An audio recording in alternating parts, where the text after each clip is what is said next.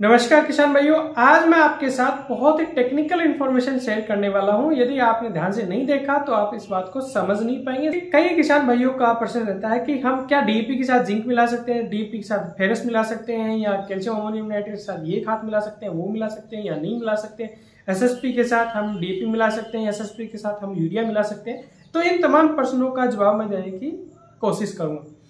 किसान भाइयों, किस फर्टिलाइजर में कौन सा फर्टिलाइजर मिला सकते हैं, ये तीन बातों के ऊपर निर्भर करता है। तो वो तीन बातों में जो पहली बात है वो ये है केमिकल कंपेटेबिलिटी, यानी कि वो कोई दो फर्टिलाइजर आप ले रहे हो, वो केमिकली आपस में कंपेटेबल है कि नहीं है।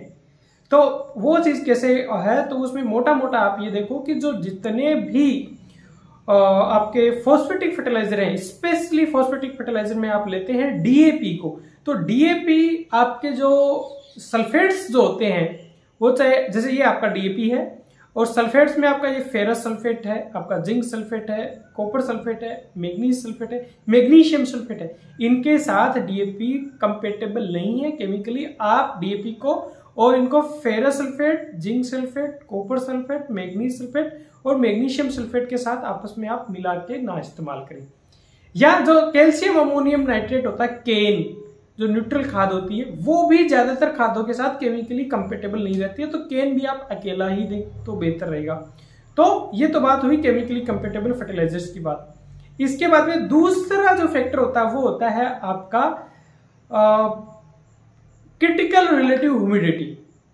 यानी कि क्रिटिकल रिलेटिव ह्यूमिडिटी कहते हैं कि जैसे आपका यूरिया है, उसकी 73% क्रिटिकल रिलेटिव ह्यूमिडिटी होती है। यानी कि 73% से ज्यादा यदि नमी हुई वातावरण में पर्टिकुलर टेम्परेचर पे, तभी यूरिया नमी पकड़ेगा, नहीं तो वो नमी नहीं पकड़ेगा।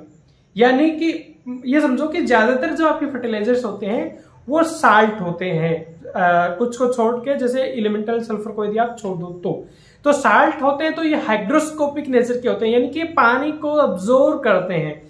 तो इसको आप खुले इन खादों को छोड़ोगे तो ये पानी को अब्जॉर्ब कर लेंगे।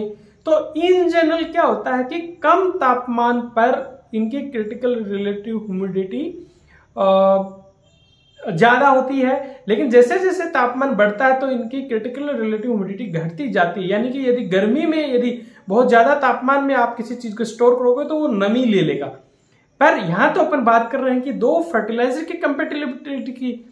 तो दो फर्टिलाइजर की जब कंपेटिबिलिटी की बात कर रहे हैं, तो यदि आपका जैसे अकेला यूरिया है तो वातावरण में 73% नमी होगी, तब ये नमी को उठा पाएगा, उससे कम पे ये नमी नहीं उठाएगा। वैसे ही एक जैसे एमएपी ले लो, मोनोअमोनियम फास्फेट होता है, जैसे उसकी 92% क्रिटिकल रिलेटिव ह्यूमिडिटी होती है, यानी कि 92% नमी होगी तब वो नमी उठाएगा। लेकिन यदि आपने यूरिया और मोनोअमोनियम फास्फेट को मिक्स कर दिया है तो इनकी क्रिटिकल रिलेटिव ह्यूमिडिटी कम हो जाएगी। क्रिटिकल रिलेटिव ह्यूमिडिटी यूरिया की 73% है, मोनोअमोनियम फास्फेट की 92% है, लेकिन दोनों को मिला दिया तो इनकी क्रिटिकल रिलेटिव ह्यूमिडिटी 65% रहेगी। कि यानी कि इनको मिलाओगे तो ये तुरंत नमी ले लेगा। जैसे आपने देखा होगा कि कभी आपने यूरिया अकेला पड़ा है कोई बात नहीं, एसएसपी अकेला पड़ा कोई बात नहीं, लेकिन दोनों को मिक्स कर लिया तो उसमें नमी आ गई। नमी कहां से आ गई? उसने वातावरण की नमी को अब्जॉर्ब कर लिया, क्योंकि उनकी क्रिटिकल रिलेटिव ह्यूमिडिटी कम हो गई। तो ये इसमें खास कुछ बताऊंगा आपको। जैसे आप यूरिया को एसएसपी के साथ मिलाओगे तो उसका मामला आप ऐसे में तुरंत मिला के फेंक दोगे तो बेहतर रहेगा। जितने टाइम रखोगे तो नमी ले लेगा। यूरिया को आप जैसे पोटाश के साथ मिलाओगे तो भी वो नमी अब्जॉर्ब कर लेगा। तो ये कुछ फर्टिलाइजर होते हैं जिनको आप मिला के तुरंत आपको फेंक देना होता है। इसके अलावा तीसरा और इंपॉर्टेंट फैक्टर जो होता है वो होता है कि साइज का। जैसे आपका एक फर्टिलाइजर मोटे दाने का है, एक फर्टिलाइजर आपका बारीक है या पाउडर है। जैसे अपन बात कर ले डीएपी और जिंक की, तो ये तो अलग बात होगी। डीएपी और जिंक की तो केमिकल कंपेटिबिलिटी भी नहीं है, पर आप ये मान लो कि आप यूरिया और जिंक, तो वैसे तो यूरिया और जिंक को आप मिला के डाल दोगे तो कोई बुराई नहीं है, एक बात।